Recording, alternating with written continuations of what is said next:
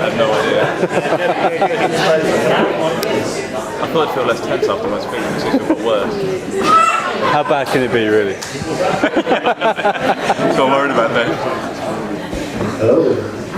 Firstly, thank you to Marcus, sat over there, for helping me out with the cutouts. You're now intrigued to know what's behind there, but thank you, Marcus, who brought them here today. So, good day to the locals.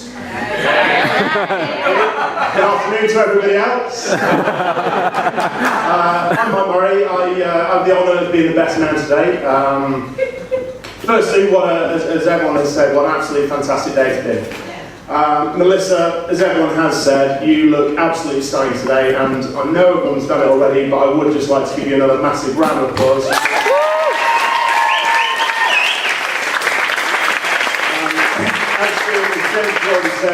As do all the bridesmaids, and also even the flower girl, you know, it's not really done that someone upstays the brides, you know, on a big day, you kind of almost did it. So.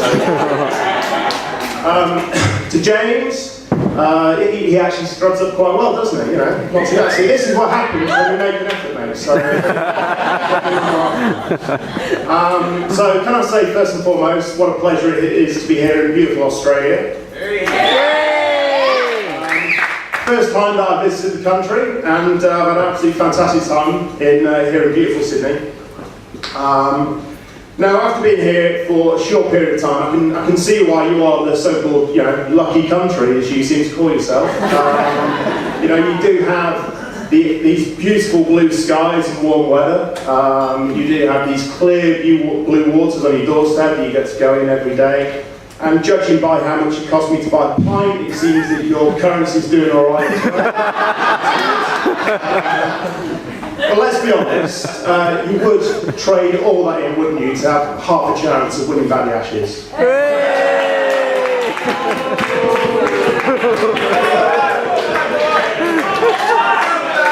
Well, anyway, so that's 50% or a good half of the audience that I've ostracised. So I better rectify that. So, what do you call a world-class Australian batsman?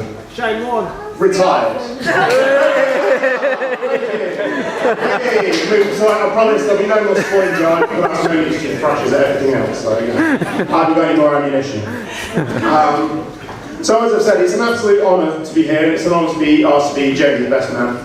When James told me that he was getting married, then I was absolutely thrilled with him. He then told me that they're going to be getting married here in Sydney in the summer. I thought, fancy, you know, beautiful. It's going to be absolutely stunning. Great weather as it has been today. Well, not this morning, but you know, the rest of the day has been absolutely fantastic. He then told me about where it was going to be and the venue, overlooking the over the harbour, the iconic opera house in the back. And I thought this is going to be absolutely amazing. And then he just went and topped it off by saying, would you like to be my best man? And obviously my first thought was, great, 30-hour flight with a severe jet lag for a week. Thanks a lot, mate. Cheers. But you know, James is one of my very, very best friends, and I travel around the world to be his wedding, which is lucky as I'm halfway here. But here I am. I'm very glad I am to be here as well. And I'm actually glad to see that James has made it here today, in a relatively fit and healthy state. For those of us who know James well, know he's a little bit of a sickly kind of chap.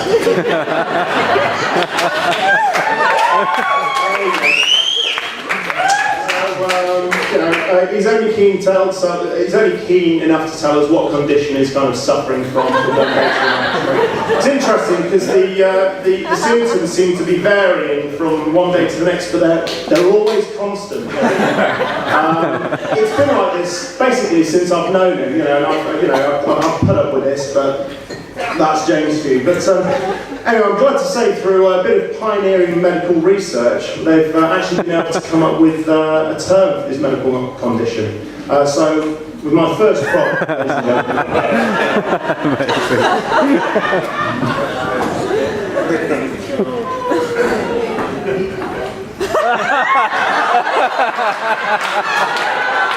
I'll give you Schwerer's hypochondria. Sorry.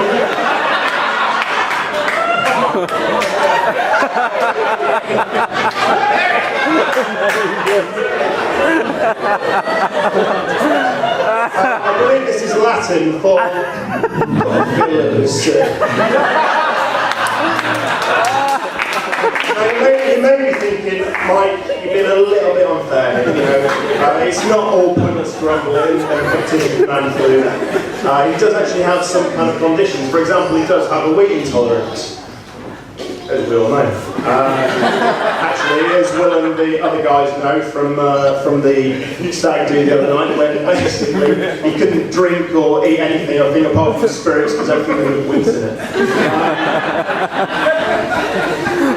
But anyway, as I was saying, he has a wheat intolerance, and I'm not really that surprised. I mean, I lived with James for, as he said, a good 4 or 5 years. I've known him going for 16 years now, and through all those years that I lived with him, basically this guy existed on a diet of toast, salted pretzels, and Sky Sports. Like, honestly, if he wasn't beige and crunchy, he wasn't interested.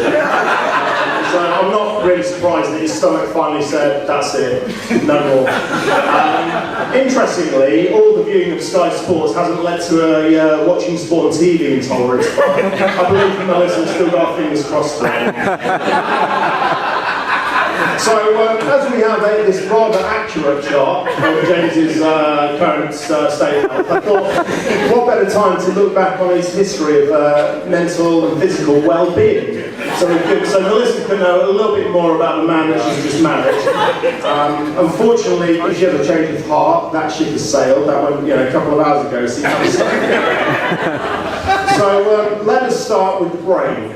As we know, James is quite an intelligent chap. He's carved himself a great career as, believe what they call in the trade, a professional speller.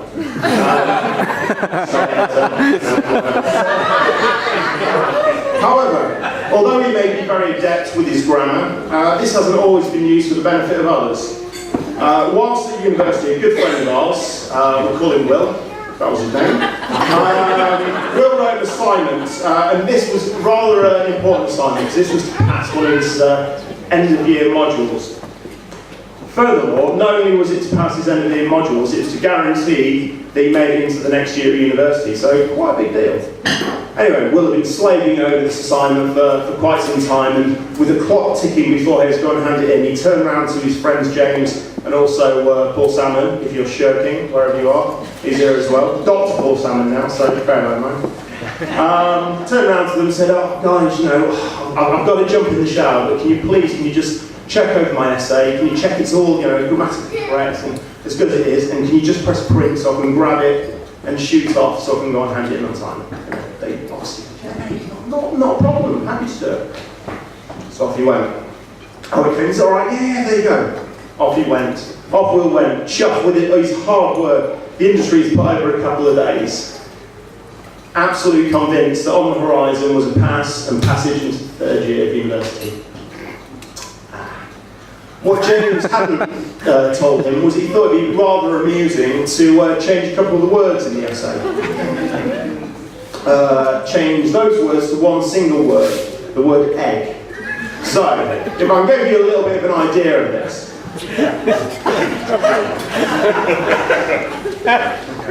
When I'm analysing the effects of oxygen on the subjects, it's important to fill the egg bags with at least 7 litres of egg, so we can understand at what point the subject's egg levels rise, and so on and so on. So I think you kind of get the idea. Not surprising, the assignment failed, as did Will, and the poor guy had to do an entire extra year at university. When all his friends had graduated, thanks to our so-called professional staff. Surprisingly, they're still friends. Non-surprisingly, he's not here. So let's move on. Let's move on to the bladder. Now this reminds me of the first time how James and I met. It was the very first day of university. Too many years ago now to mention. We were both in the same course and we had a morning of lectures, and this with absolutely everybody in the hall, with all our lecturers telling us, what we're going to be doing. Got to lunchtime and off we went, and I met James and we were wandering down the road, happily chatting, introducing yourself as you do. We got to the traffic lights and there's this older guy there, a mature student, about 10 years older than us. He turned around, there's a local guy and said, "Oh, I don't know about you boys, but I fancy a pint." Bright-eyed and bushy-tailed, we're like, yeah, pint, yeah, that sounds good, yeah. So off we went to the pub. Anyway, for the next 2 hours, we sank about as much beer as our little bodies could contain. Went back to the afternoon lectures and obviously staggered in, late, disrupting everybody, as you do. Those who say first impressions last, they definitely do, especially I think with our lecturers. We sat down, giggling like 10-year-old schoolboys, and after about 10 minutes or so, I think we realised, hang on a minute, the amount of liquid that we've consumed doesn't really sit too well. So for the duration of the afternoon, you had one of us just sprinting out every 10 or 15 minutes, basically as fast as we could to find the toilet, either embarrassing ourselves further in front of everybody on our course. Strangely, I'm not particularly sure why, that's actually one of my fondest memories of university, but there you go. On to James's mouth. James has a big mouth. No, he has a big mouth. Now I mean this in every sense. In the literal sense, like James can actually fit his entire fist into his mouth, for those that haven't seen this. I don't know if you want to demonstrate it. No, not your wedding day. Okay, well believe me, he can. A few more beers, he'll probably show you. But he also tends to have a big mouth in the sense that he says things that he probably shouldn't.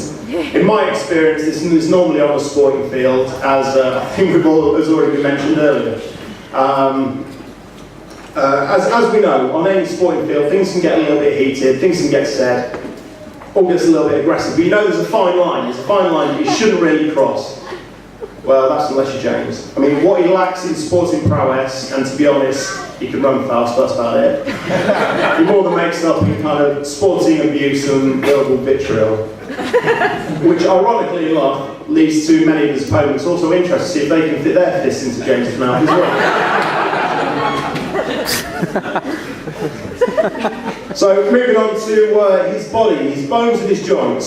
So, just a quick one. I don't know if any of you have ever gone temping bowling with James. It's quite interesting. Because of his early years playing rugby, or so he tells us, all the kind of breaks and dislocations in his fingers mean that he struggles to bowl the bowling ball as it should be done. He can't really put his fingers in there, the holes there. As such, he kind of has to throw the ball reminiscent of a 5-year-old child with both hands. It's very amusing if you get to watch it, but at the same time, don't pick him in your team because it's absolutely terrible. Really, you just pick a 5-year-old instead, it'd be much better. So, on to his sense of smell. Now, it seems that during his teenage years, James was really afflicted with an overly acute sense of smell. This made many things unbearable, especially kind of in the workplace. And his weekend job as the supermarket. Well, I'm guessing that's probably what his manager told some elderly citizen when he decided to have a chat with him. Whilst purchasing a roast chicken from James, who works in the rotisserie counter, unbeknownst to this guy, a bored James was deciding to scribble out his thoughts of the day. Some people already know this. This guy went up to the rotisserie counter, roast chicken please. There we go, James wraps it up, sends it on, and the happy guy goes off with his good air. Unbeknownst to him, James has adorned the bag with his thoughts of the day, the message, old people smell of weed. Well, maybe they do, James. You need to spell out people's personal faults. I mean, that'd be like me standing up here saying that you're emoting hypochondria.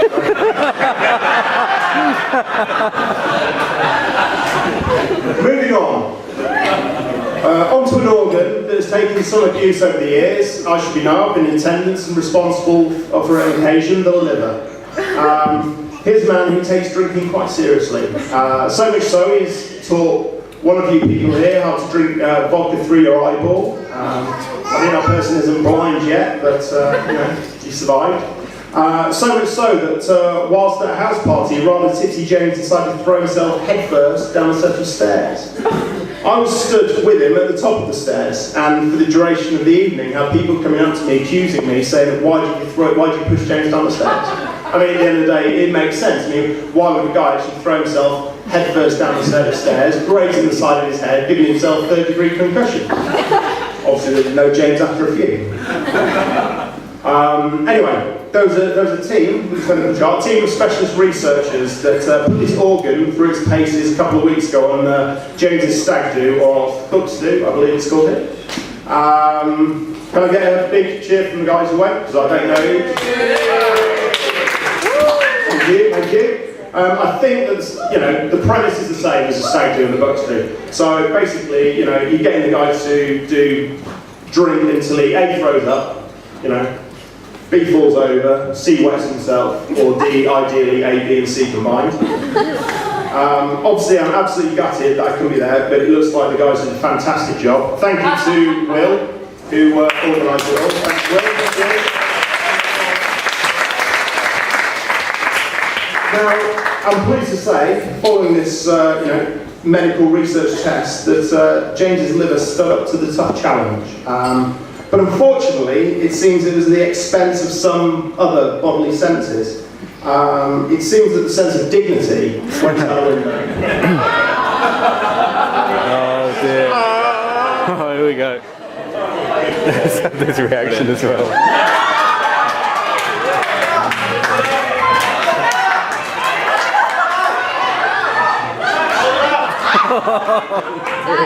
Hold up! Yeah. Yes!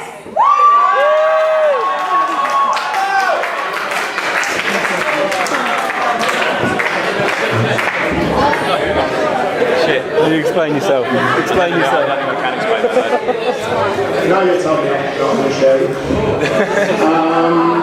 You'll never look at bikini in the same way again, let's be honest, ladies and gentlemen. So, now on to the most important organ, and it's not what you're thinking.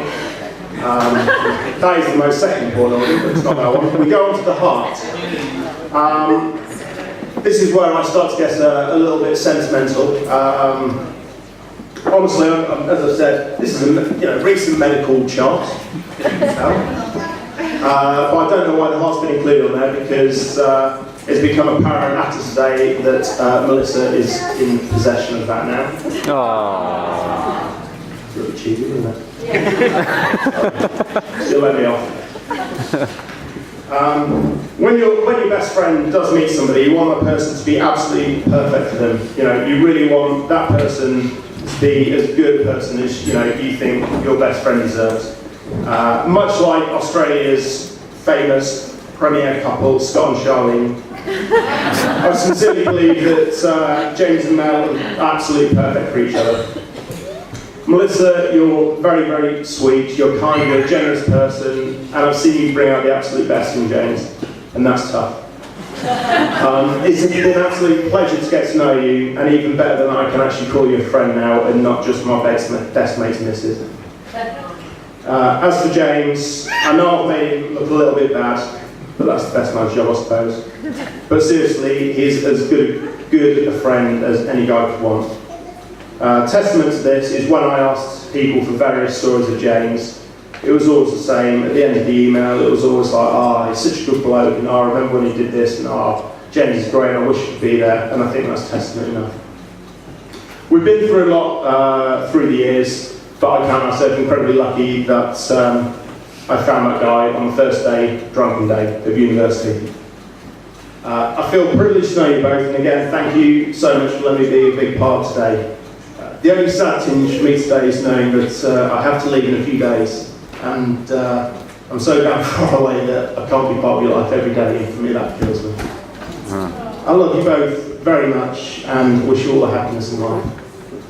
And before I start getting a little bit too emotional, which those of you who don't know me, I'm a little bit guilty of. So can I ask you to charge your glasses one more time, please, and with as much gusto as you can muster, toast the bride and groom to Mel and to James.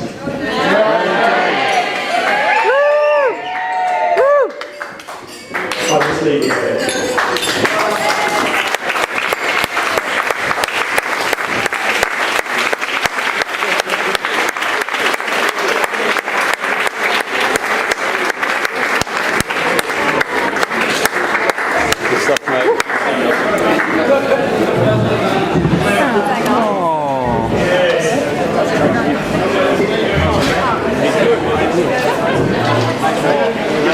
Yeah.